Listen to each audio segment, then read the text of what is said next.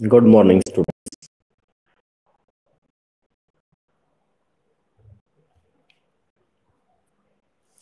अभी और बच्चे नहीं आए हैं, टाइम हो चुका है। ये टाइमली ज्वाइन करना चाहिए। मेरी आवाज़ सुन रहे हैं?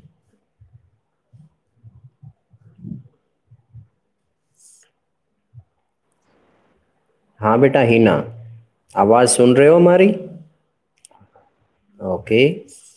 तो आज का अपना टॉपिक बताओ, किस पेज नंबर से रहेगा?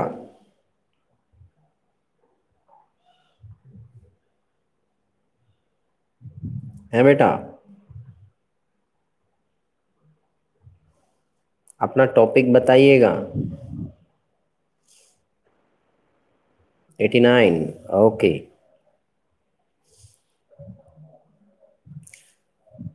हाँ, मैंने इसलिए पूछा है कि बच्चों को ध्यान भी रहता है कि नहीं। तो अपना देखो, कंटिन्यू। हाँ, कंटिन्यू जरूरी है। ये जो टॉपिक आपको बताए जाते हैं, जैसे पढ़ाए जा रहे हैं, तो उनको आपको एक बार रिवाइज करना बहुत ज़रूरी है। जैसे अब हम आज 88 पेज का कंप्लीट कर चुके थे, महावीर स्वामी के सारे संदेश और महल के बाहर की दुनिया। अब हम 89 से ही शुरू करते हैं, ठीक है? जैन धर्म का विस्तार। ये मैं आपको पेज दिखाता हूं, देखिए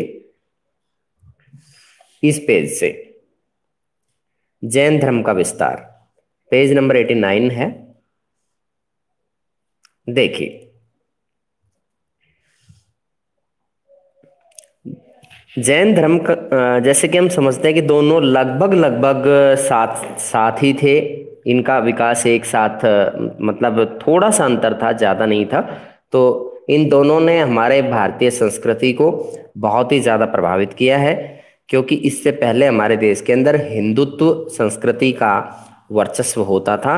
हमारे देश में मुस्लिम धर्म उस समय नहीं था, लेकिन बाद में जैन धर्म और बौद्ध धर्म के आने से कम हिंदू धर्म के सामने भी अब दो मत सामने थे। उनके सामने कंपटीशन था कि भी किस धर्म के अनुयायी ज़्यादा बने। तो जैन धर्म के सिद्धांत जो थे वो रूढ़िवादी नहीं थे, वो बदलाव की तरफ इशारा कर रहे थे। बौद्ध धर्म के जो सिद्धांत थे वो भी रूढ़िवादी नहीं थे। ये मूर्ति पूजा में विश्वास नहीं करते थे, व्यर्थ के पाखंडों में विश्वास नहीं करते थे। तो यहाँ हम देखते हैं कि ये दोनों ही धर्म इस बात की ओर संकेत करते हैं कि ये कहीं ना कहीं वैज्ञानिक तर्कों का सहारा लेकर के आगे बढ़ते हैं। इसमें धीरे धीरे जैन धर्म भारत के कई हिस्सों में फैल गया।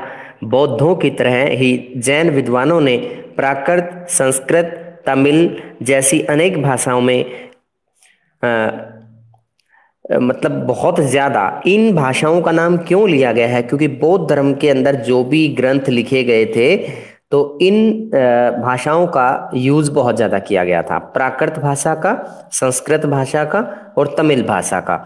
इनमें काफ़ी साहित्य का सृजन किया गया था। यानी जितना भी लिटरेचर लिखा गया है, जो ग्रंथ लिखे गए थे, जो स्टोरी लिखी गई थी, तो वो सब चीज़ें इस मतलब इन भाषाओं के अंदर लिखी गई थी। सैकड़ों वर्षों से इन ग्रंथों की पांडुलिपियां मंदिरों से जुड़े पुस्तकालयों में संरक्षित हैं। कि जो हमारे देश के मंदिर हैं उनके अंदर जो लाइब्रेरीज पाई जाती हैं, उनके अंदर ये एज इट इज सुरक्षित रखी हुई हैं।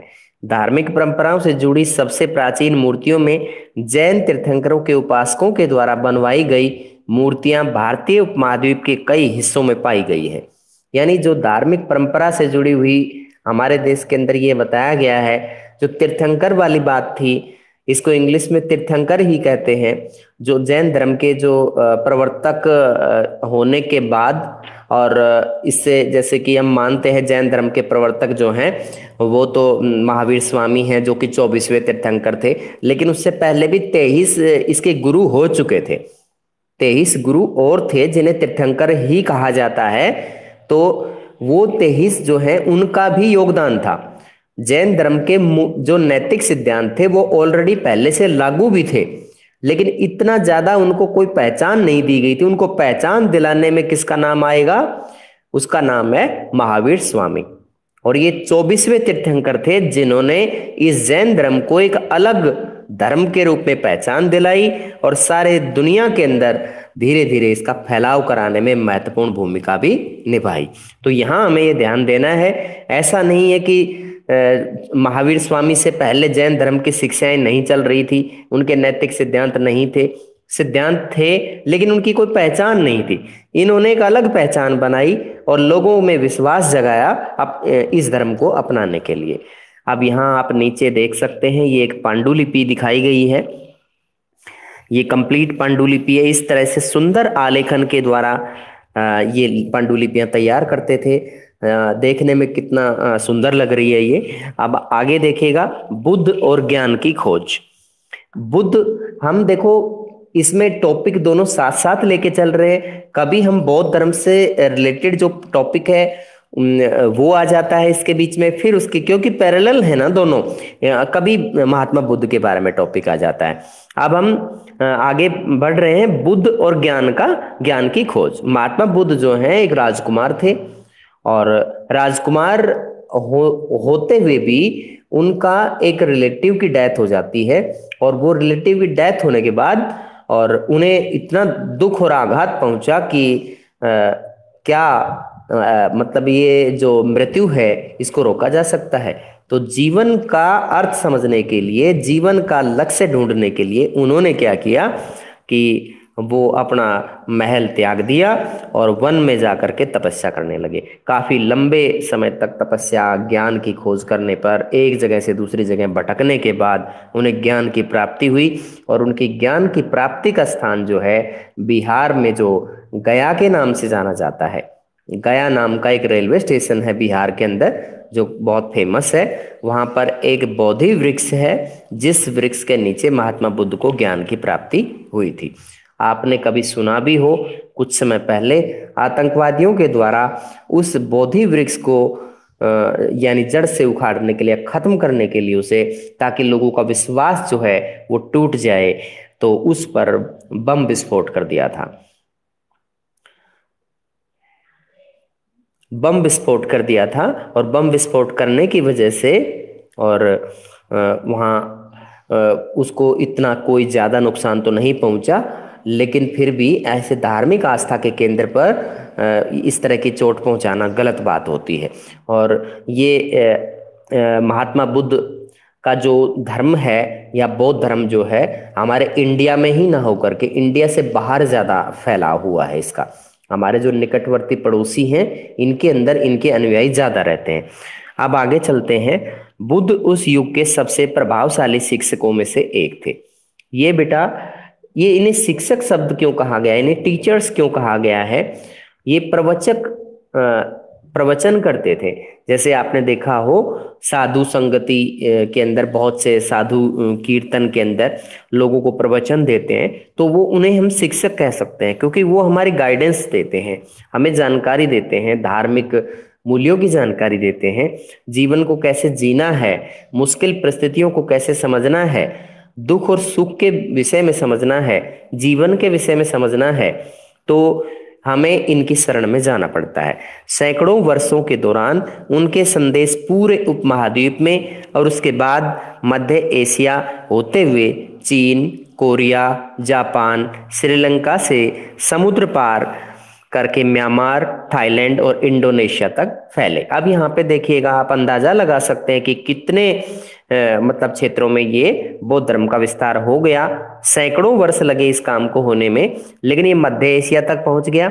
मध्य एशिया का मतलब कहाँ है? मध्य एशिया, मध्य एशिया के देशों के नाम बता सकते हो? जैसे उदाहरण के लिए मध्य एशिया में जैसे ईरान है, इराक है, अफगानिस्तान है, उज्बेकिस्तान है, कजाकिस्तान है, अजरबैजान है, तुर्कमेनिस्तान है, इस तरह के देश आते हैं।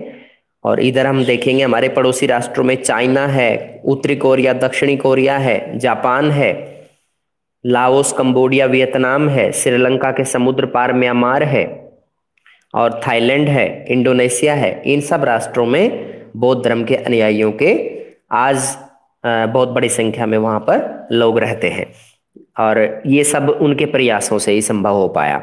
हम बुद्ध की शिक्षाओं के बारे में कैसे जानते हैं? इनकी पुनर्रचना का आधार क्या था?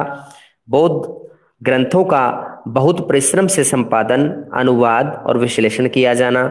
इतिहासकारों ने उनके जीवन के बारे में जो है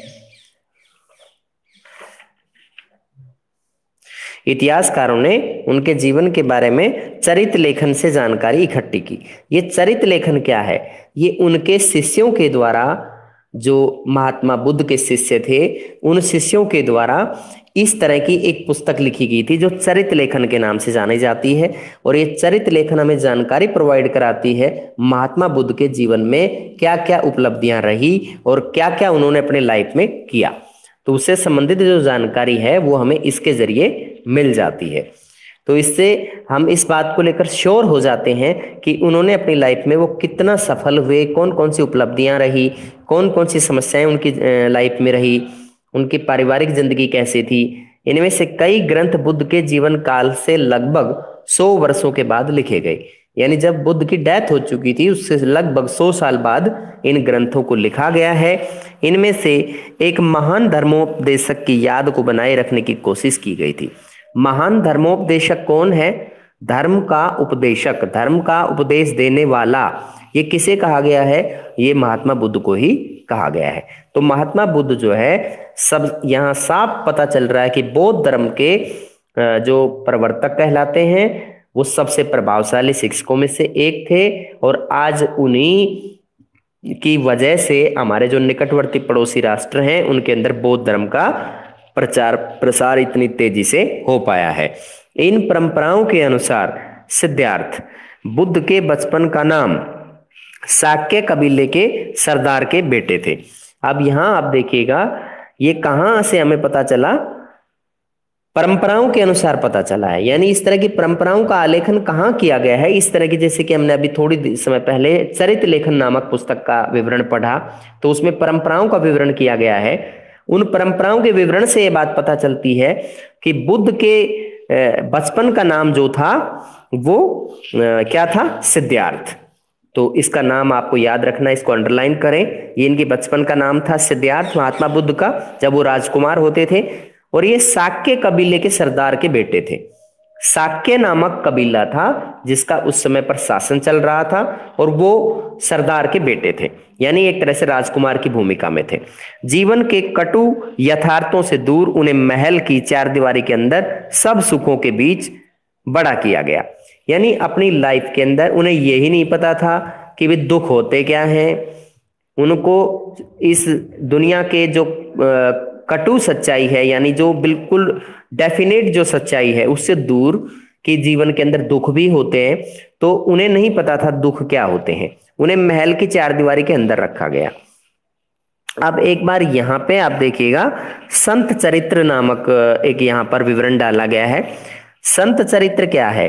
किसी संत या धार्मिक नेता की जीवनी है। संत चरित्र संत की उपलब्धियों का गुणगान करते हैं जो तथ्यात्मक रूप से पूरी तरह से सही नहीं होते। ये इसलिए महत्वपूर्ण है क्योंकि ये हमें उस परंपरा के अनुयायियों के विश्वासों के बारे में बताते हैं। यहाँ हमें कैसे पता चल रहा है? संत चरित्र किसी भी संत या धार्मिक नेता की जीवनी होती है कि उसके जीवन में उसने क्या क्या उपलब्धियां की, कौन कौन से उसमें गुण थे, और उसके तथ्यात्मक कोई फैक्चुअल नॉलेज इससे नहीं मिलती है। तथ्यात्मक रूप से उससे कोई मतलब सही तरीके से ये पता नहीं चलता कि भाई उसमें कितना फैक्ट्स है, कितना सच्चाई है, कितना नहीं है, लेकिन काफी हद तक जानकारी जरूर मिल जाती है। यहाँ ऊपर देखिए 14वीं सदी के जैन ग्रंथ की पांडुलिपि का एक पन्ना है। ये 14वीं सदी का एक जैन ग्रंथ है और उस जैन ग्रंथ का की पांडुलिपि का पेज आपके सामने है। क्या आप इसकी लिपि को पहचान सकते हैं? अगर आपको ये लिपि पढ़नी आती है तो आप पढ़ सकते हैं। अब जिस बच्चे को ये भाषाओं का ज्ञान है वो पढ़ सकते हैं, क्योंकि इन्होंने 2 से 3 लिपियों में, तमिल भाषा में, संस्कृत भाषा में और प्राकृत भाषा में लिखवा रखा है। अब हम अगले पेज पर चलते हैं। यहाँ कोई प्रॉब्लम हो तो बता। यस बोलो उषा।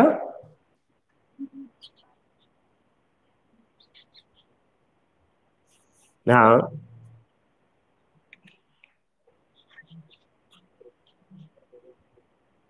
डेफिनेट डेफिनेट वो मौखिक रूप से शिक्षाएं प्रदान करते थे। लेकिन इसका मतलब ये समझना है ना आपको कि ऐसा नहीं कि उन्होंने मना किया था कभी, मेरी जो बात मैं बोल रहा हूं उसको आप मत लिखो।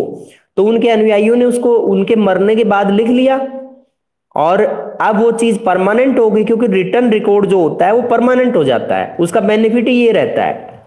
ठीक है बेटा, उसका रिटर्न रिकॉर्ड का यही बेनिफिट होता है उन।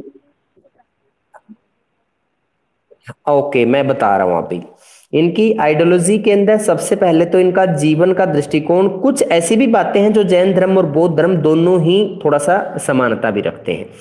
देखिए, जैन धर्म की जो इसके अंदर अगले पेज पर आ रहा है, बुद्ध की शिक्षाएं तो यहां पर आ रही हैं, और जो जैन धर्म की शिक्षाएं हैं ये आप शायद इसके अंदर पहले ही एक बार देख चुके हैं। अभी बताता हूं मैं इसमें, कोई बात नहीं, मैं बता रहा हूं इसके बारे में, मैं इसकी जानकारी।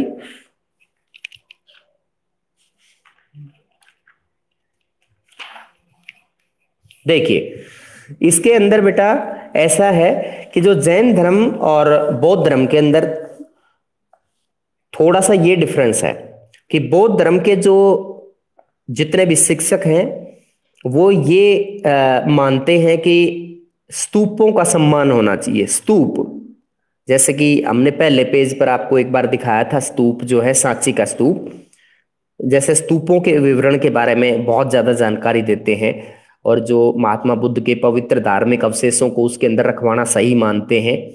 और उनका मानना है कि जो 3 त्रिपिटक ग्रंथ हैं उनके अनुसार जितने भी ग्रंथों की जानकारी उसके अंदर त्रिपिटक में दे रखी है, उन त्रिपिटक ग्रंथों का अनुसरण बौद्ध धर्म के अनुयायियों को करना पड़ेगा। लेकिन ये इतना ज्यादा अहिंसा पे फोकस नहीं करते। इतना हमें ये ध्यान रखना है, बौद्ध धर्म के जो अनुयायी हैं वो कठोरता से अहिंसा पर प्रेशर मतलब क्रिएट नहीं करते हैं। जबकि तुलना अगर हम करते हैं तो जैन धर्म के जो अनुयायी हैं वो खास तौर पर कण कण के अंदर जीवन मानते हैं, जैसे पत्थर है, जैसे रेत है, या फिर कोई भी वस्तु है, ये हर चीज के अंदर ये मानते हैं कि जीवन है, और इसीलिए अपने मुंह पर कपड़ा बांधते हैं।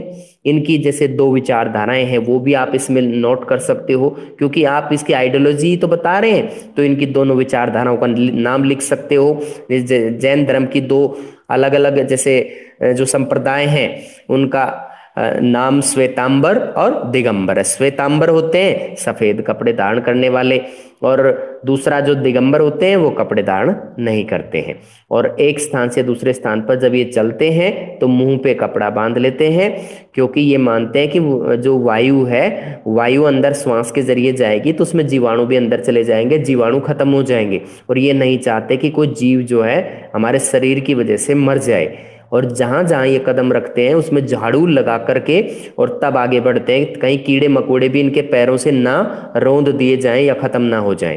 तो आप इसका अंदाजा लगा सकते हैं तो कि जैन धर्म के और बौद्ध धर्म के अनुयायियों में या इनकी शिक्षाओं में इस चीज को लेकर के कितना बड़ा अंतर है, अहिंसा को लेकर खास तौर पर। इसका मतलब ये भी नहीं है कि कहीं आप ये मान के चल रहे हो कि भी बौद्ध धर्म के अनुयायी वो लड़ाई के लिए प्रोत्साहन देते हैं, मैंने ये नहीं कहा है, उसमें कहीं भी ऐसा विवरण नहीं है कि वो लड़ाई को प्रोत्साहन देते हो। ठीक है बेटा, दोनों सच्चाई की तरफ लेके जाते हैं, सुख और दुख। यहाँ पर बौद्ध धर्म की जो विचारधारा है, आइडियोलॉजी है, उसमें उन्होंने साफ साफ विवरण दिया है कि व्यक्ति को क्या करना चाहिए। दुख, संसार दुखों का घर है, उन्होंने मानना है संसार दुखों का घर है, और इससे छुटकारा तभी मिल सकता है जब व्यक्ति कठोर तपस्या करे, अष्टमार्ग सिद्धांत का अनुसरण करे। ठीक है बेटा, जैसे सम्यक ज्ञान, सम्यक विश्वास, इस तरह की जो विचारधारा है उस पे आगे बढ़े। जैसे बौद्ध धर्म की जो शिक्षाएं हैं उन पे हम अभी डिस्कस करेंगे, अभी हमारा थोड़ा एक टॉपिक और रह रहा है, उसके बाद में आपको ये बिल्कुल और क्लियर हो जाएगा। और बेटा जो जैन धर्म है, जैन धर्म के अंदर हम देख सकते हैं कि जैन धर्म जो है वो हमारे देश के अंदर बहुत ज्यादा प्रचारित नहीं हो पाया, क्योंकि आज भी हम देखते हैं कि जैन धर्म का इतना प्रचार प्रसार इंडिया के अंदर बहुत कम है, उसको इतना अडॉप्ट नहीं किया गया। लेकिन बौद्ध धर्म का जो प्रभाव है वो उसकी अपेक्षा ज्यादा रहा है, महात्मा बुद्ध का प्रभाव ज्यादा रहा है। ठीक है बेटा। अब हम अगले टॉपिक पे चल सकते हैं। हाँ, पेज नंबर 90 पे आ जाइए बेटा। इसमें उन्होंने अपने रथकार को उन्हें शहर घुमाने के लिए मना मना लिया। ये कौन कह रहा है इससे? ये एक दिन यानी अपने जो सिद्धार्थ है, जो राजकुमार है, उसने कहा सारथी से कि सारथी आज मुझे शहर घुमा के लाओ। तो उसने कभी देखा नहीं था कि जीवन के अंदर दुख क्या होता है। बाहरी दुनिया को उनकी पहली यात्रा काफी पीड़ादायक रही। उसने देखा कि मैं तो महल में रहता हूँ, मेरे को तो बहुत सुख मिल रहे हैं, और यहाँ तो लोग बड़े बड़े परेशान हैं। यहाँ कोई कुछ काम कर रहा है, कोई कुछ काम कर रहा है, किसी के पास पैसे नहीं है, फटे हाल रह रहा है, कोई भूखा सो रहा है। एक वृद्ध व्यक्ति को, एक बीमार को और एक लाश को देखकर उन्हें गहरा सदमा पहुंचा। उसको लगता था जब वो महल में था कि व्यक्ति के जन्म होने के बाद शायद उसकी मृत्यु नहीं होती है, लेकिन जब उसने देखा कि एक लाश वहां रखी हुई थी, इसका मतलब है मृत्यु निश्चित है। एक बीमार व्यक्ति को देखा, एक वृद्ध व्यक्ति को देखा, उसी क्षण उन्हें यह अनुभूति हुई कि मनुष्य के शरीर का क्षय और अंत निश्चित है। उसे उस चीज का अनुभव हो गया कि मनुष्य का जो जीवन है वो डेफिनेटली ये क्षण भंगुर है। क्षण भंगुर का मतलब है कुछ समय बाद निश्चित रूप से नष्ट हो जाना है। ये बात उसकी आइडियोलॉजी में लिख सकते हो, ठीक है? ये आइडियोलॉजी में लिख सकते हो बेटा। इस तरह के जो महत्वपूर्ण पॉइंट्स होते हैं वो आइडियोलॉजी में शामिल कीजिएगा।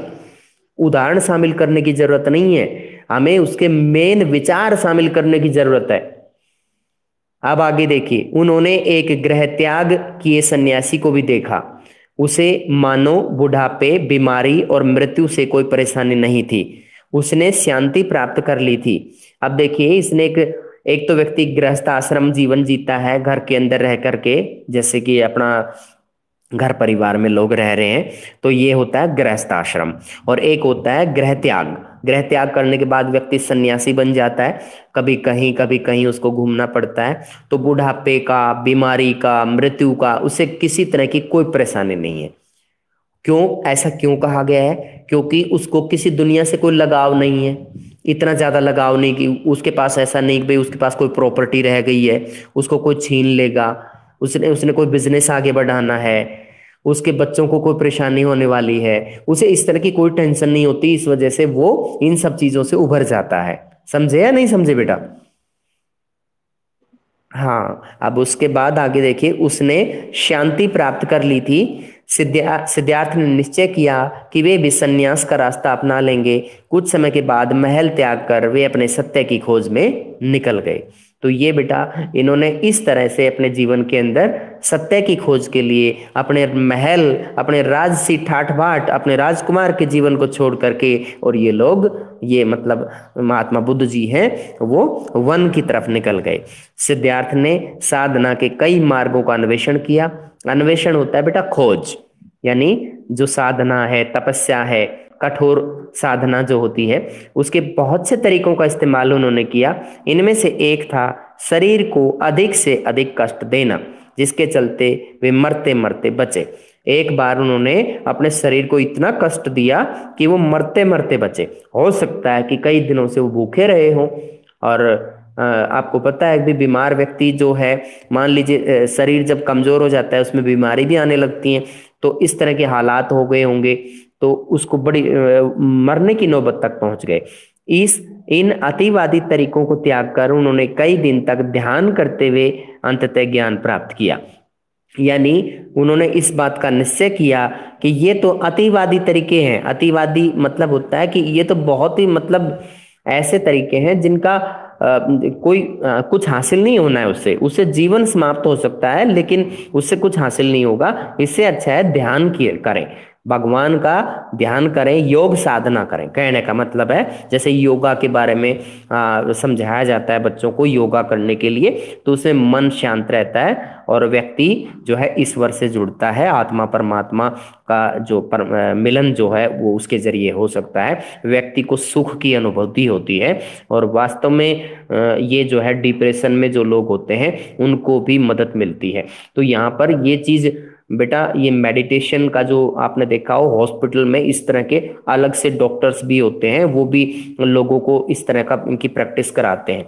यानी वो इस तरह के कुछ लोग मानसिक रूप से इतना दबाव में होते हैं कि वो पागल होने लगते हैं, तो उनको भी हैंडल किया जाता है। इसके बाद से उन्हें बुद्ध अथवा ज्ञानी व्यक्ति के नाम से जाना गया। इससे पहले किस नाम से जाना जाता था उन्हें, बताओ बेटा? यस, सिद्धार्थ। और अब उन्हें किस नाम से जाना गया है? बुद्ध या ज्ञानी व्यक्ति, दो नाम मिल गए उनको। ठीक है। बाकी जीवन उन्होंने धर्म या सम्यक जीवन की शिक्षा दी। सम्यक जीवन कैसा होता है कि व्यक्ति को लूट खसोट नहीं मचानी चाहिए, सच बोलना चाहिए, अहिंसा का पालन करें, यानी लड़ाई झगड़ा ना करें, और व्यर्थ की जो प्रॉपर्टी है वो इकट्ठा ना करें, इस तरह का जीवन। यहाँ अमरावती के बारे में देखिए। अमरावती गुंटूर जिला आंध्र प्रदेश। ये गुंटूर जिला कहाँ है? आंध्र प्रदेश में पड़ता है। इसमें लगभग 200 ईस्वी की एक मूर्ति जिसमें बुद्ध को महल से जाते हुए दिखाया गया है। ये चित्र है बेटा, महल से जा रहे हैं महात्मा बुद्ध जी, और उनका चित्र आपकी बुक में दिखाया गया है। और ये कब की है ये मूर्ति? 200 ईस्वी। ठीक है बेटा। तो ये मतलब उनके प्रस्थान का प्रमाण इस चित्र के जरिए भी हो रहा है, और रिटर्न रिकॉर्ड तो अवेलेबल होता ही है। अब हम आगे बौद्ध धर्म की शिक्षाओं पर प्रकाश डालेंगे। इसको और अच्छे से क्लियर हो जाएगा। जिन बच्चों को अब भी थोड़ा बहुत डाउट है वो क्लियर हो जाएगा। देखिए ध्यान से, देखिए बेटा, बुद्ध की शिक्षाएं। बुद्ध की शिक्षाओं को सुत्त पिटक में दी गई कहानियों के आधार पर पुनर्निर्मित किया गया है। सुत्त पिटक क्या है? एक ग्रंथ है बेटा, बौद्ध धर्म का एक ग्रंथ। जैसे मैंने आपको बताया था त्रिपिटक सिद्धांतों के बारे में, एक सुत्त पिटक था, एक विनय पिटक था, और एक अभिधम्म पिटक था। तो तीन थे इस तरह के पिटक। तो उनमें सुत्त पिटक जो है वो, उसमें इन बुद्ध की शिक्षाओं को कहानियों के माध्यम से समझाया गया है, और उन कहानियों को पढ़ करके और फिर बाद में उनकी शिक्षाएं लिखी गई हैं। हालांकि कुछ कहानियों में उनकी अलौकिक शक्तियों का वर्णन किया गया है। अलौकिक शक्ति कैसी होती है? जिनके पास में, सामान्य लोगों के पास में ऐसी कोई पावर नहीं होती। जैसे अलौकिक शक्ति का मतलब ये होता है, जैसे श्री कृष्ण थे, श्री राम थे, वो भगवान थे, तो उनके पास में जिस तरह से अलौकिक शक्तियां होती थी, ऐसी ही कुछ शक्तियां इन कहानियों में, यानी इन सुत्त पिटक के इन कहानियों के अंदर वर्णन की गई हैं। दूसरी कथाएं दिखाती हैं कि अलौकिक शक्तियों की बजाय बुद्ध ने लोगों को विवेक और तर्क के आधार पर समझाने का प्रयास किया। यानी और जो दूसरी कहानियां हैं वो क्या दिखाती हैं हमें? अलौकिक शक्तियों की बजाय बुद्ध ने लोगों को विवेक और तर्क के आधार पर समझाने का प्रयास किया। ये इसकी आइडियोलॉजी में लिख सकते हैं।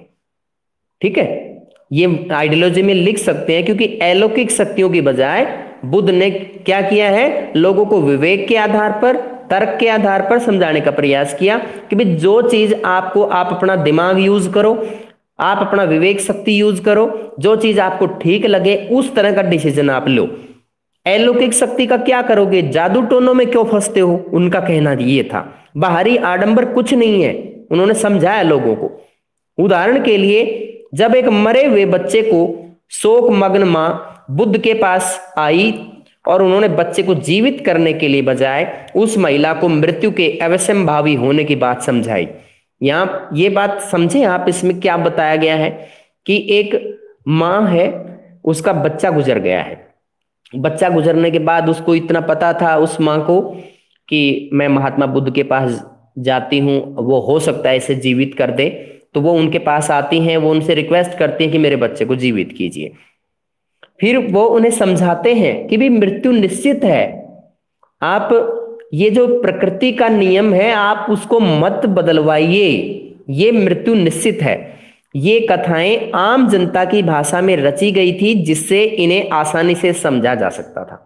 यानी जो सुत्त पिटक में कहानियां लिखी गई हैं ये लोकल लैंग्वेज में लिख रखी थी ताकि अधिक से अधिक लोग उसको बेहतर तरीके से समझ सकें।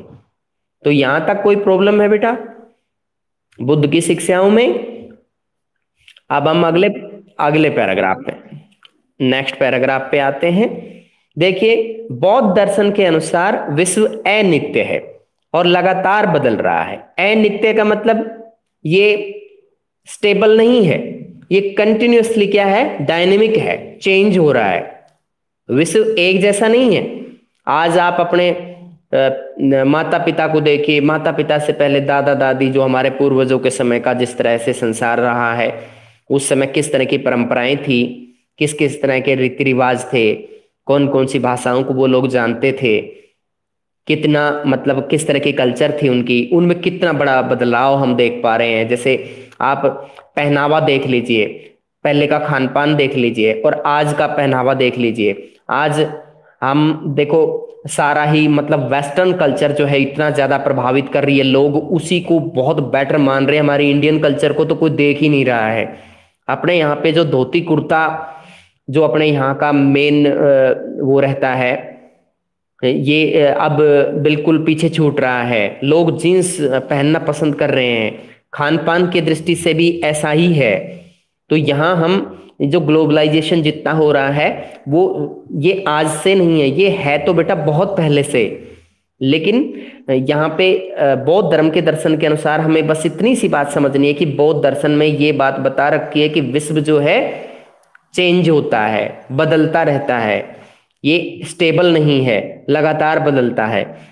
यह आत्मा विहीन आत्मा है, क्योंकि यहाँ कुछ भी स्थायी का शाश्वत नहीं है। इन्होंने ये कहा कि जो विश्व है, ये इसको अगर हम आत्मा से तुलना करके देखें तो ये इसमें कोई आत्मा नहीं बसी हुई है, लेकिन हम इसको कह आत्मा रहे हैं, लेकिन इसमें कोई आत्मा नहीं बसी हुई है और ये स्थायी भी नहीं है, ये हमेशा बदलता रहना है। इस क्षणभंगुर दुनिया में दुख मनुष्य के जीवन का अंतर्निहित तत्व है। इस संसार में जिस व्यक्ति ने जन्म लिया है, उनके कहने के अनुसार उस व्यक्ति को दुख मिलेंगे, उसको कोई नहीं दूर कर सकता।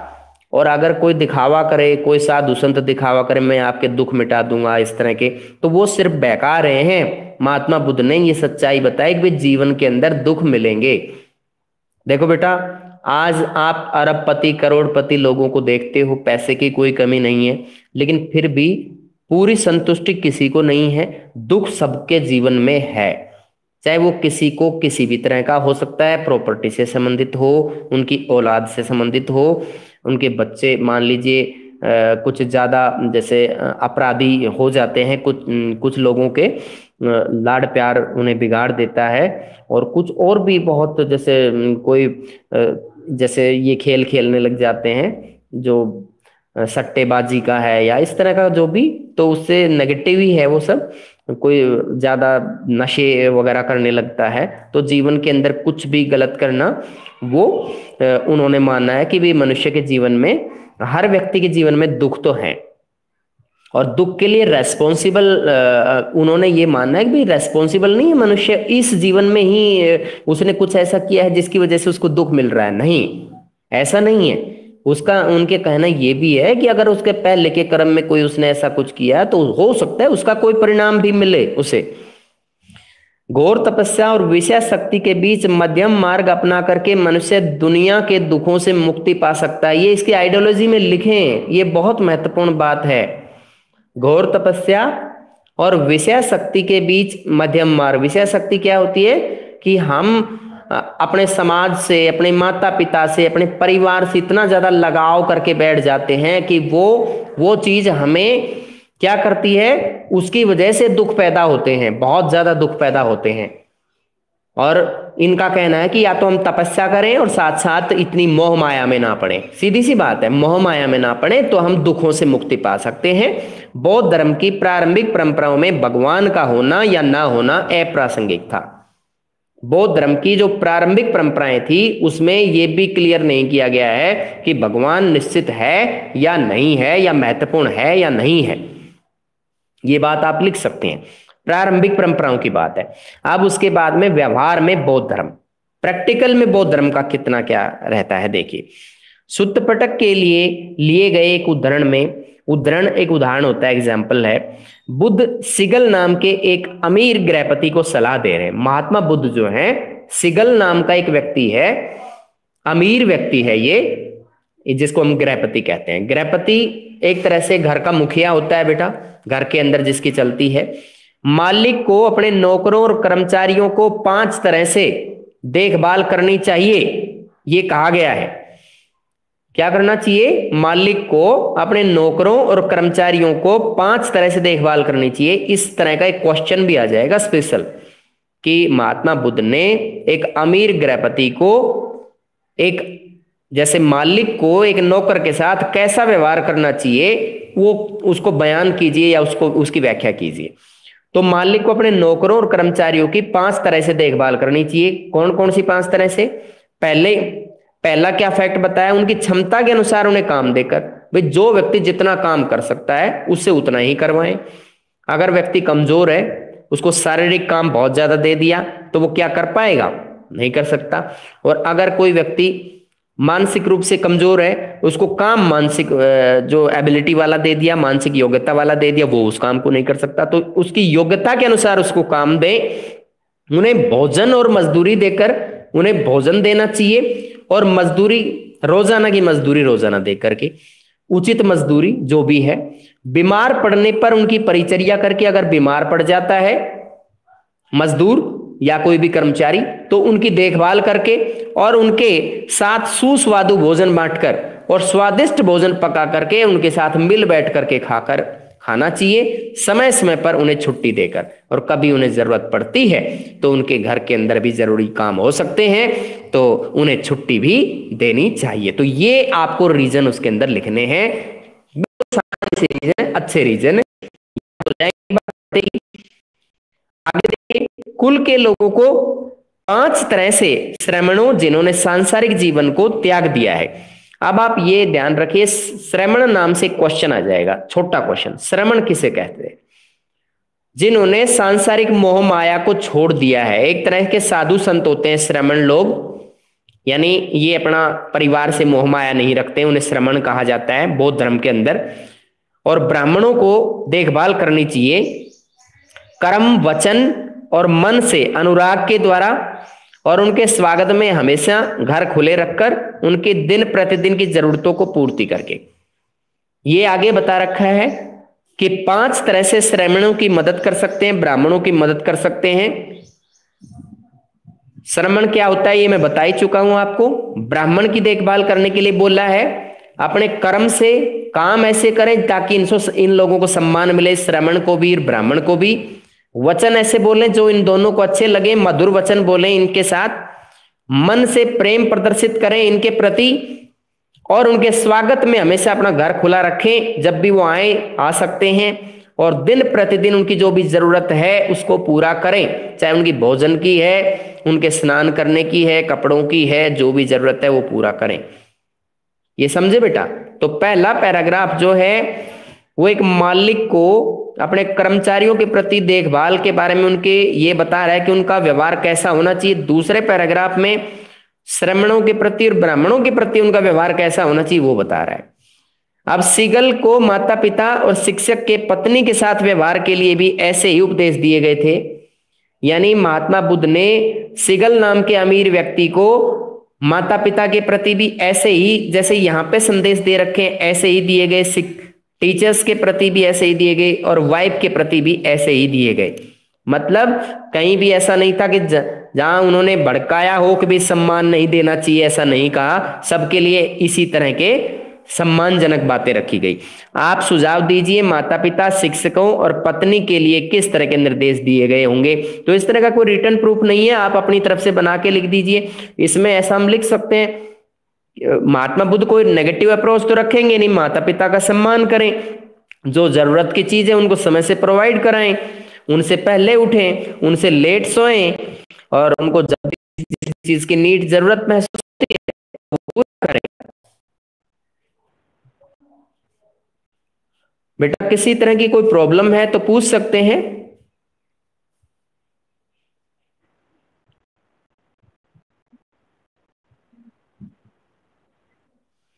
दोज हु है, बताओ ये मतलब लाइन आपकी है किस पेज पर है बताइए।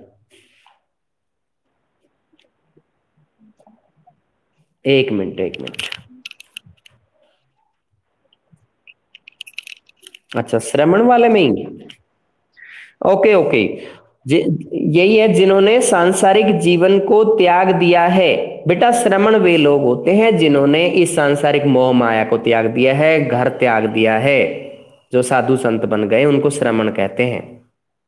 ठीक है। जो एक एक एक स्थान से दूसरे स्थान पर जाकर के गुजारा करते हैं उन्हें कहते हैं श्रमण। और कोई क्वेरी हो तो बताओ बेटा। किसी तरह की कोई क्वेरी नहीं? ओके, यू कैन लीव बेटा। यस, बोलो।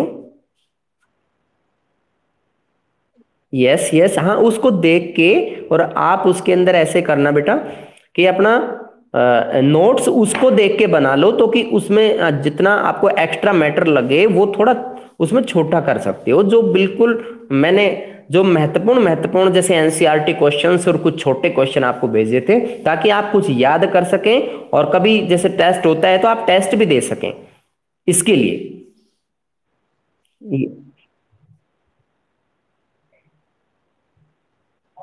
नहीं बेटा, ये तो अब स्कूल से तो कहा गया था। अब व्हाट्सएप पे कर देंगे तो फिर वो बुरा महसूस करेंगे।